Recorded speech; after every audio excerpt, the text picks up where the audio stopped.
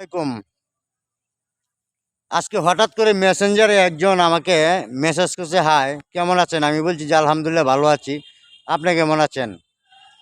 পরে বলছে যে ভালো, আলহামদুলিল্লাহ ভালোই আছি। কিন্তু আমি বলছি যে আমি তো আপনাকে চিনতে পারছি না, আপনার বাসা কোথায়। পরে বলছে যে খাগড়াছড়ি।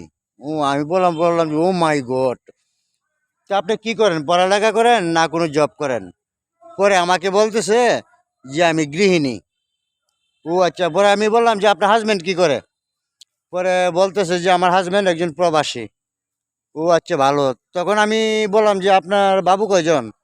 তখন আমাকে বলতেছে যে আমার বাবু 10 জন। আমি অবাক। তখন আমি বলতেছি যে এমন একটা যদি বউ আমার হতো, 10টা বাবু, তাহলে আলহামদুলিল্লাহ। তখন আমার মেসেঞ্জারে রিপ্লাই কি দিছে জানেন, আমি কাচ্চর। ধন্যবাদ সবাইকে।